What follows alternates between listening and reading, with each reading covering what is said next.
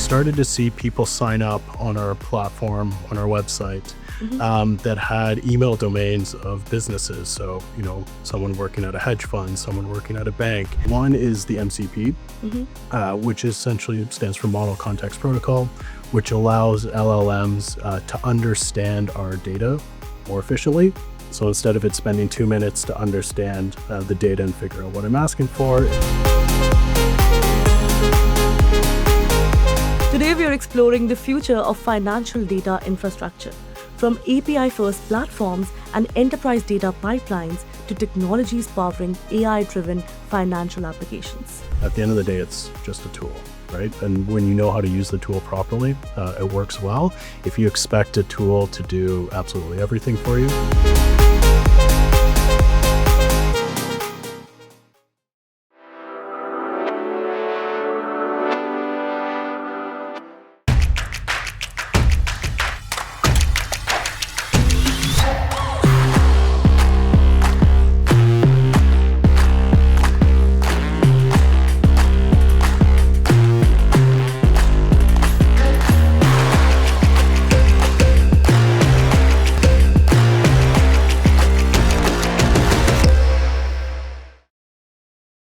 Hello everyone, this is Kripa Anand and welcome to the CanadianSME Small Business Podcast. Today we are exploring the future of financial data infrastructure, from API-first platforms and enterprise data pipelines to technologies powering AI-driven financial applications. Joining us today is Stuart Mooney, co-founder and chief operating officer of Financial Modeling Prep, that is FMP. With a background in mechanical engineering, an MBA from Queen's University, and experience leading global financial transformation initiatives at KPMG Canada, Stuart has helped scale FMP into a trusted financial data provider powering businesses worldwide, including Wealthsimple, Deloitte, and Perplexity. So before further ado, let's welcome this very special guest. Stuart, welcome to the podcast. Such a pleasure to have you with us. yeah, thank you for having me. Now, Stuart, I'm sure everyone knows about FMP, but for anyone who does not know, firstly, to begin the conversation, please go ahead and explain what does FMP do, what problem are you guys solving, and what is your role in the organization? Yeah, so FMP, we are a financial market data provider. So essentially, we provide data as a service. So the main aspect of our business is sourcing, ingesting, cleaning, storing, and then delivering data. And when we're talking about data, it's financial market data. So that's things like financial reports, stock market prices, earnings transcripts, anything related to public investing data. So that's kind of the core of our business. And as you said correctly, we're a financial data infrastructure layer. So we power a variety of applications, platforms, and businesses that use this data. In terms of my role with FMP as the chief operating officer, it's pretty much everything related to sales, operations, how the business runs day to day. So as a startup that's been growing pretty rapidly over the last little while, it covers a lot, which makes it interesting. But yeah, that's what's brought us here today. Wow, that's super interesting. Now, Stuart, I'd love for you to use this opportunity to educate our listeners about what led FMP to expand beyond its retail and developer base into serving institutional clients. And how exactly did you restructure your product roadmap to kind of support both? Yeah, when we first started the business about 5 years ago, essentially the problem we were trying to solve is we wanted access to clean, accurate financial market data to run valuations and understand, should I buy or invest in a company, a stock? And what we saw is initially a lot of developers and people who are interested in investing starting to use the data to build financial models, track their own portfolio, things of that nature. And then about a few years ago, we started to see people sign up on our platform, on our website, that had email domains of businesses. So, someone working at a hedge fund, someone working at a bank.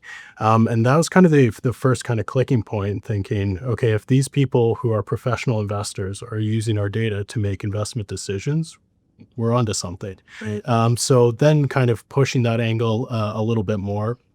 started getting on calls with these types of users and subscribers to our data, and realizing pretty quickly that, look, our data that we have, the services that we've built, are pretty much on par or close to what the incumbent, the really big legacy players have in the space.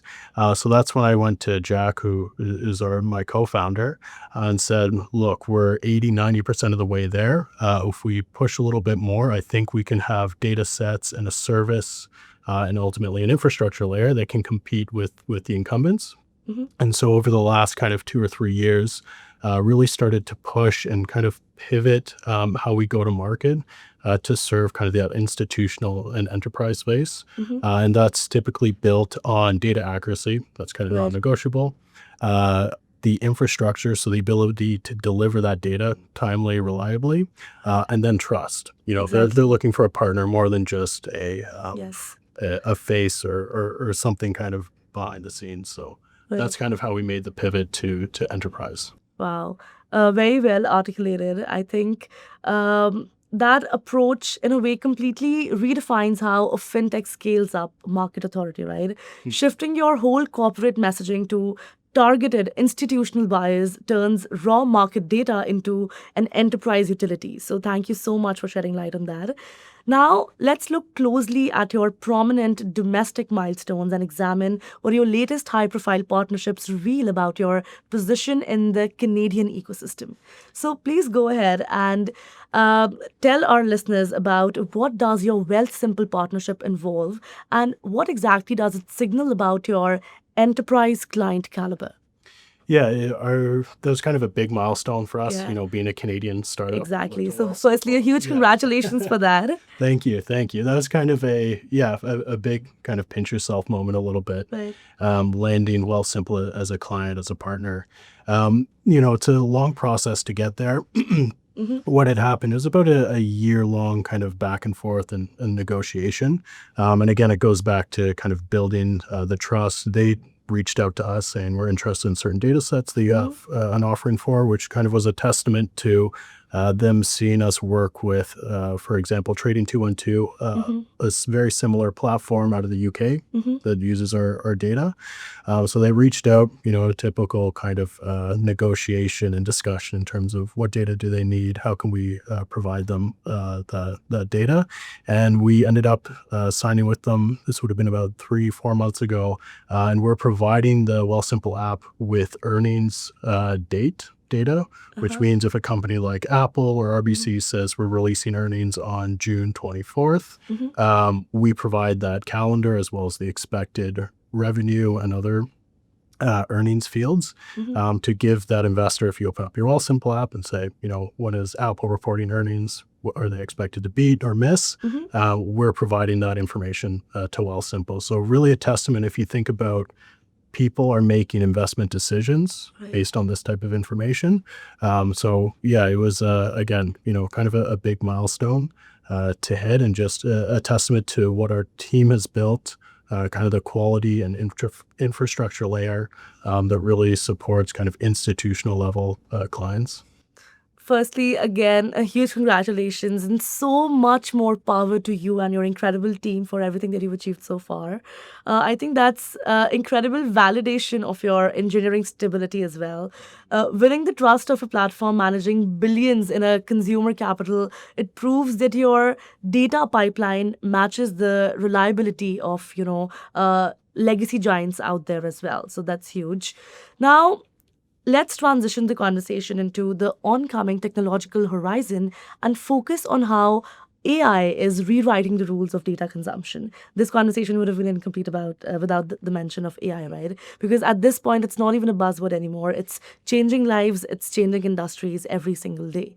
So I'd love for you to, again, educate our listeners about how does FMP function as AI infrastructure and what operational changes were needed for direct AI querying. Yeah, we've seen definitely a big uptick in usage in FMP because of AI, especially in the last 6 months to a year or so. Thinking about, I'll use a a typical retail investor, as an example, they open up Perplexity or Claude, and they say, look, I'm building out a portfolio. I want to look at the top 10, let's say, banking stocks globally. Help me filter out which ones I should buy. And then we connect through MCP to Claude or Perplexity and supply them with that information. So it really allows someone who doesn't have maybe the technical capability to previously connect to our API, which requires a bit of knowledge with Python or other methods of development. They can get the answers they need just by entering fairly simple English prompts into Perplexity or Claude and get the answer. Now, what that means for our end is a huge spike in demand in terms of how much data we need to send out. From an infrastructure standpoint.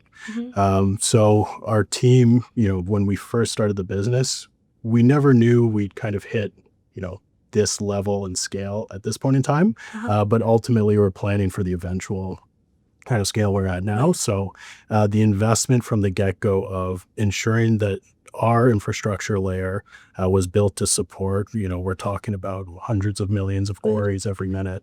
Of information that we need to send out. So all to say that we've seen AI lead to an uptick of people going beyond just looking at their Wealthsimple account, but actually wanting to pull information and data. So we helped supply that. And then in terms of what we had to do, one is the MCP, which essentially stands for Model Context Protocol, which allows LLMs to understand our data more efficiently.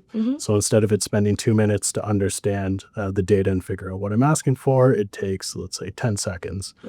So it's a lot more efficient for them to query information. So all to say, we've seen a big uptick. We've prepared the infrastructure from a few years ago to handle it. And then it's understanding where the market's going in terms of MCP connectivity, and then partnering with various AI providers to be kind of the sole or key partner for data pipelines. Wow, that was very insightful. Thank you so much for sharing that. To all fintech developers, fund managers, and enterprise leaders, outdated data systems and costly terminals can slow your growth. Financial Modeling Prep, that is FMP, led by Stuart Mooney, delivers API-first financial data across 46 countries with 30-plus years of market history. Visit financialmodelingprep.com to explore their platform and test your developer credentials today. It's time for a quick break right here, but don't go anywhere because when we return, we'll explore the challenges of enterprise data licensing and what it takes to scale a global financial data platform. Stay tuned. Hey, you think you know UPS? Yeah, that's us. Everybody knows that. You know what you didn't know? This. Okay, try to keep up. Ocean, us. Ground, rail, air, so us. Guess who? Us. Customs cleared, borders cleared, done. Us. Still with me? Wait for it. Boom. Us. Intelligent, automated, fulfillment. Us. Yep. Healthcare too. Digital your thing? Yeah. Well, book it, ship it, track it. You feeling me yet? Yep. That's all us. That's all UPS.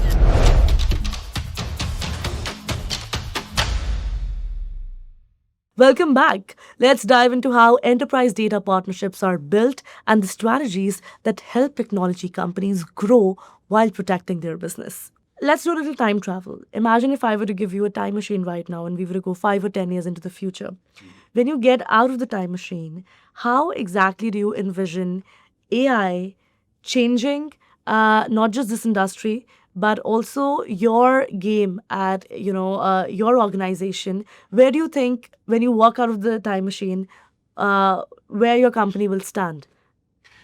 Yeah, I think if I think about say financial data industry broadly. Right. I think in 5 to 10 years time, we'll see a shift in terms of leveraging AI models for kind of the data extraction, validation, and delivery process. So right now, we use it in maybe 10 to 15% of our data workflow. Mm-hmm. I see that maybe down the road being 30, 40, 50%. Mm-hmm. So that'll help improve that aspect of the we'll say the general marketplace. Mm-hmm. In terms of our kind of day-to-day as a business, it'll get to the point, I think, where all the tasks that just require a bit of direction and information will be fully handled Mm-hmm. by AI agents, LLMs. And then it's really up to us as, employees and people in the company to review information and make decisions with kind of the context that we have. So really it's handling kind of we'll call it the grunt work. And then the key aspect that we need, people for is helping make decisions, taking that information, deciding, best path forward, whether that's from a development standpoint, a marketing standpoint, a strategy standpoint. I think that's where we'll be in, 5 to 10 years time. Wow, you've painted quite a picture there. The future definitely looks very bright, and I'm loving this conversation today with you. And definitely, we'd love for you to be back, hopefully, for a deeper discussion if we do the next time. But before we get into the last segment of the conversation, I'd also like to touch upon Toronto as a base as well. Because specifically, if we talk about Canada, why is Toronto a strategic base for global expansion right now? And what advice do you have for scaling and scaling an overseas team, for example? So go ahead. Yeah, I think so. I'm originally from Toronto. My co-founder Jack is originally from Vancouver, but moved to Toronto when he was quite young. So we've both grew up here, both worked at KPMG here. Mm-hmm. That's kind of what launched our careers. That's how we met, and that's how we ultimately founded the company. I'd say the reason we wanted to stay here was because we could still get access to capital if needed from the US and overseas. At that point in time, I'd say 80% of our clients were outside of Canada, close to 90%. So not an issue from that standpoint. And then I'd say it's a really great kind of work culture. There's a ton of great professionals. People are highly educated. They're driven. They're motivated. And I think it's just, you combine those factors together, makes it a great place. And there's very few kind of disadvantages. You always hear about tech companies ultimately moving, to the US. That's kind of the default. But no, we saw Toronto specifically as, combining those factors, a great place to build and scale and have a headquarters. And then when it comes to, international expansion, it's challenging because, each country has different kind of working norms, culture, governments that you have to navigate. Right. We were fortunate enough that we've actually expanded a team in Egypt. And one of our very first hires that we brought on is Egyptian Canadian. So understanding kind of the culture led us to open an office there. So I'd say as long as you have, one or two people on your team that truly understand kind of the culture and environment of the place you're thinking of, expanding to, I'd say that's the true, key aspect. Then you can just deal with the day-to-day business and not worry about kind of navigating those tricks. Wow, you've shared quite a few tricks there as well. So thank you so much for that. You are so passionate about what you do, Stuart. How did you get into doing what you're doing today? Is entrepreneurship or business always something that you were interested in even as a kid? Or is this something that maybe you stumbled upon in your career? As you mentioned, I know you worked at KPMG before this, but what exactly made you do that shift towards entrepreneurship?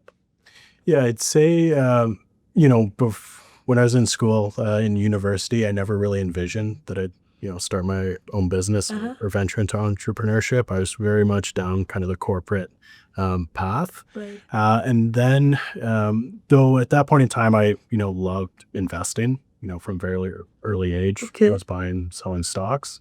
So that got me into that and just kind of continued that while I was working at, my previous life, Schlumberger, the KPMG, and then kind of the work KPMG and working with Jack. You kind of get a bit of an itch. I don't know exactly where it started from, but I always loved the sense, and KPMG gave me this to an extent, the sense of ownership of something, being able to build and own, be responsible for the growth of, whether it's a project, a client that you're working with, that really resonated with me.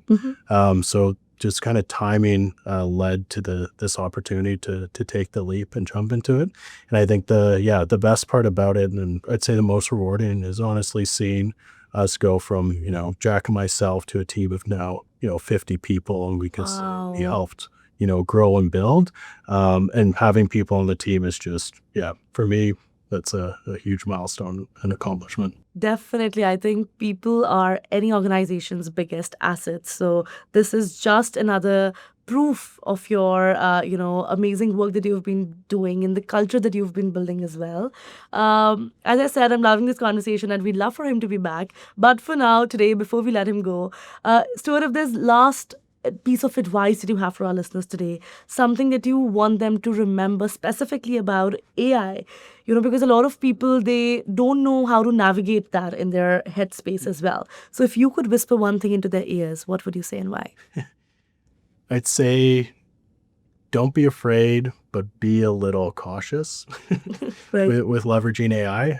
I'd say I was initially a little bit hesitant because I thought, the claims of what it could do, the efficiencies, et cetera, were overblown. A little bit of a skeptic. And then when I started integrating it in kind of like my day-to-day, started to understand where it worked really well. And where it lacked the capabilities. And then once you understand that, then at the end of the day, it's just a tool, right? And when you know how to use the tool properly, it works well. If you expect a tool to do absolutely everything for you, you're going to be disappointed. So I'd say that's... Manage your expectations. Yeah, exactly. Manage your expectations is ultimately the way to approach AI. But it's been overall beneficial if it's used correctly. That's amazing. Thank you so very much for being here and doing this with us today. I really enjoyed the conversation. Yeah, thank you so much for having me.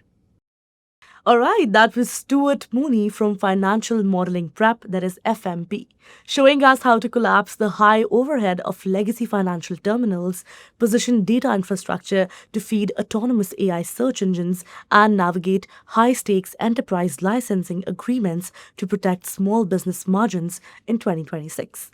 To all the listeners, thank you so much for tuning in to the Canadian SME Small Business Podcast. Be sure to subscribe and visit CanadianSME.ca for more such resources. To learn more about how we are supporting the ecosystem beyond the platform, please visit the Canadian SME Small Business Foundation at smbfoundation.ca. A very special thank you to our partners, UPS, our shipping partner, and ADP, our HR partner, for their continued commitment to supporting SMBs across Canada. I'll see you all in the next episode. Kripa Anand signing off.